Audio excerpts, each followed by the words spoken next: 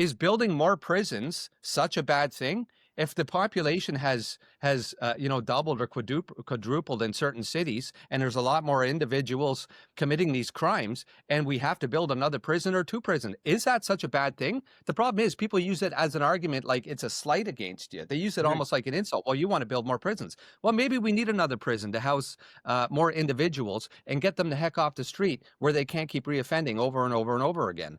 2 days ago, we had somebody else who tragically lost their lives, a mother of 4 children who lost her life by an individual who was out on bail. Dave, how you doing today, bud? Great to see you, Randy. I'm great. How are you doing?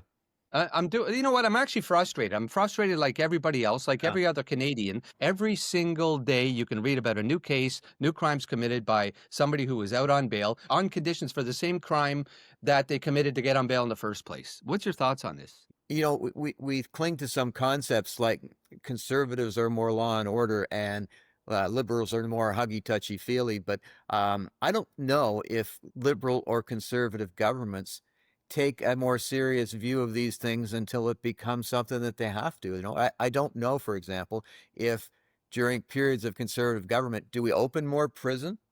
Do we open more holding facilities? Do we have additional crown attorneys? That's something that it's all well and good to say we're going to this, but are there enough crowns? Are there enough court cases, court space? Is there even spots for all of these folks that so many people are eager to lock up? Where are you on that? Okay, well, there's two things. I think a lot of these problems, actually, I don't think, I know a lot of these problems started when Bill C75 came into effect. I was a primary response police officer, so basically working the road, answering radio calls, making arrests when Bill C75 clicked in. And it changed overnight. Individuals who we would normally bring in to the station to get processed at the station or would stay overnight for court the next day, we were releasing on scene. And my partners and I, we would be looking at each other saying, this just doesn't feel right. Ah, And it didn't feel right. It didn't seem right. Now, you brought up an interesting point there as well. People often bring up the argument that that the right or conservatives, they just want to build more prisons. We don't need more prisons. We need more schools. We need more universities. Okay, fine. But what about both? Is building more prisons such a bad thing? If the population has doubled or quadrupled in certain cities, and there's a lot more individuals committing these crimes, and we have to build another prison or two prison, is that such a bad thing? The problem is people use it as an argument like it's a slight against you. They use it almost like an insult. Well, you want to build more prisons. Well, maybe we need another prison to house more individuals and get them the heck off the street where they can't keep reoffending over and over and over again. Prison totally, reform, that's something totally, else that needs to be totally. discussed. But I think also though, there's all the unqualified opinions you could ever ask for. So just the thing that you're touching there is what is the occupancy rate of our current prison system? Are they at Yeah. 90%? Are they at 130%? They got 3 people living in a space that was meant for two. I personally don't know that stuff. I've heard that the prisons in Western Canada are full and they're wildly overpopulated by First Nations young men.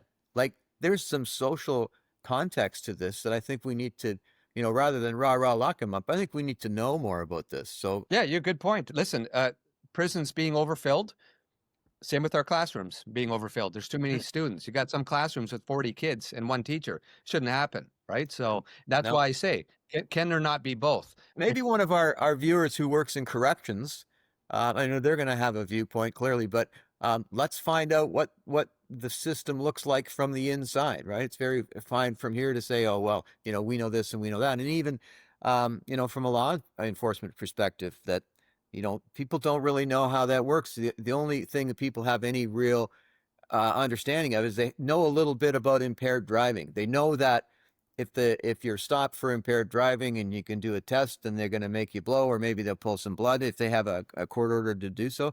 That I think most people know is criminal code stuff. This isn't just here's your ticket, be careful on the way home, right? As I understand it, those charges are laid by the responding police officer and handed over to the Crown, who will review them or sometimes kick them up or throw them out. I don't even know if that's true. That's just what I think is true. Is that sort of how that works? The officer has to make observations, and based on those observations, they can lay the charges. It would be up to the officer. They don't have to call their supervisor or the Crown, for example. The Mhm. officer can certainly do that, or not lay charges. Any problem, like you mentioned, say an officer decides to charge somebody with impaired, that's got to be $10,000 in legals just for showing up, wouldn't you think? It is. Even if you beat the case in court, Yeah, listen, you've taken time off work, regardless you've had an ADLS or a 90-day suspension, so yeah. you weren't allowed to drive. Even if you beat the case in court, you could spend thousands, tens of thousands of dollars. And the other bit too is even if you were to beat the charge, there's a record of your being Yeah. charged in the system with you. That I don't think that goes away just because you beat the charge. Is that right?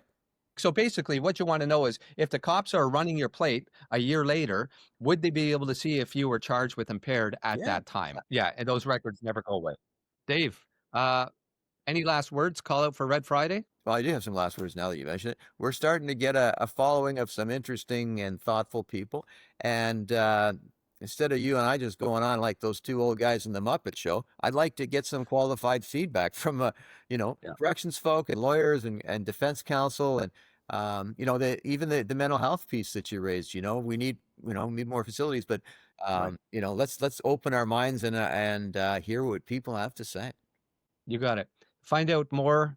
Check out redfridaytalks.help. Redfridaytalks.help. Dave, have a good day, brother. Talk to Great you to see soon. you, man. Be safe.